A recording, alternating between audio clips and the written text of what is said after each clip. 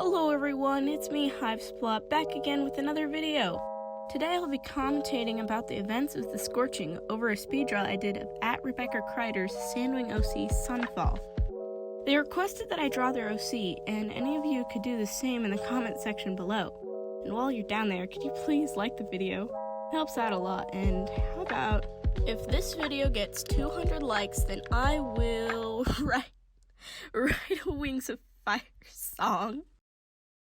Anyway, I think the drawing turned out pretty well, but before that, I have some other things to say. First off, I'm sorry I haven't been uploading anything recently. My drawing tablet's cord was broken, so I couldn't draw until I was able to get a new one. It is my hope to upload more frequently now.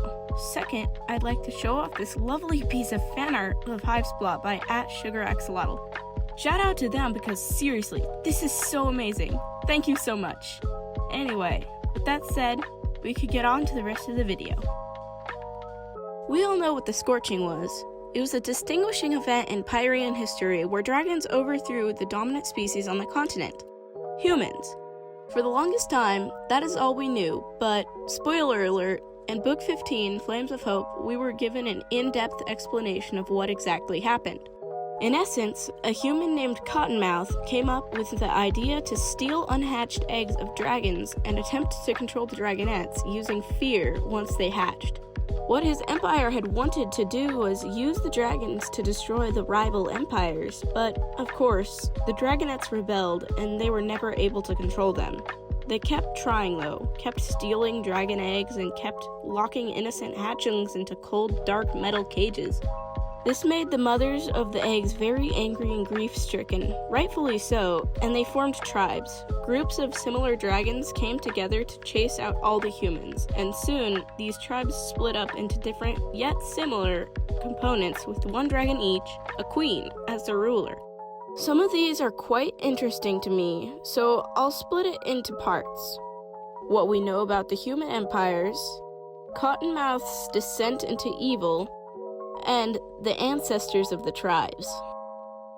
We don't know much about what the human civilizations were like. The closest look we ever got was when Luna and Dusky were transported into the past and observed the hive-like rectangular plots of land. They made farms and built ornate stone structures as well. And this was only in the Empire, the one that Cottonmouth was in. There were at least 3 empires, including this one, the Diamond Empire, which was most likely in modern day's Ice Kingdom, and the Jaguar Empire, led by Empress Jaguar and somewhere near the ocean. Other than these 3, there is currently no other information about the empires of the bygone age, but that might change when a Wings of Fire book, A Guide to a Dragon World, comes out. It is supposedly supposed to tell us even more about the Scorching. As we saw in Cottonmouth's memories, he was never really the kindest or most innocent person. In the first flashback we ever see, he's intent on his plan that he suggested to the Emperor. This was, of course, to train dragons to do their bidding. Now this is purely speculation, but when Cottonmouth first had that idea, he might not have envisioned the way to accomplish this goal being to enslave and torment the hatchlings. It might have been one of those miracle dream scenarios, sort of like thinking, hey, if we get the dragons on our side, we'll surely take out the other empires, without even thinking of how dark the path to get there might be. You might even say that you can see his reasoning for doing what he did, even though it was unforgivable and he never should have done it in the first place. He was following his emperor's orders to try and rid of the other empires. Either way, though, he started kidnapping dragon eggs and desperately trying to get them to do what he said. I can imagine that he tried many ways and eventually deduced that the most logical way of trying to control dragons would be to strike fear into them. This is a very interesting topic to me. In all of my almost 8 years of being in the Wings of Fire fandom, I'd never even considered that there was a possibility that the tribes were different 5,000 years ago. Mainly because I never even considered that anything important had happened that long ago. But alas, here we are. From what I read, there are at least 4 tribes of PS, or pre-Scorching dragons. What I believe to be the Skywing ancestors, or red/orange/yellow dragons, the Seawing ancestors, the Sandwing ancestors, or sandy tan with flecks of different color, what I think to be the ancestors of at least the Leafwings.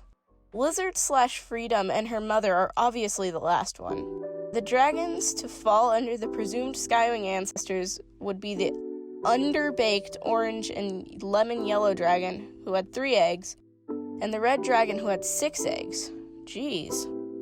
The 2 Sandwing ancestors examples were relatively similar, both having sandy-colored scales speckled with a different color, one red, one black.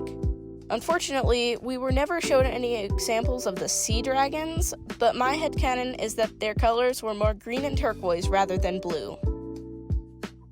Anyway, after everything has been said and done, there are still a lot of gaps in the Scorching storyline, including the ones I already brought up earlier, and we might never get answers.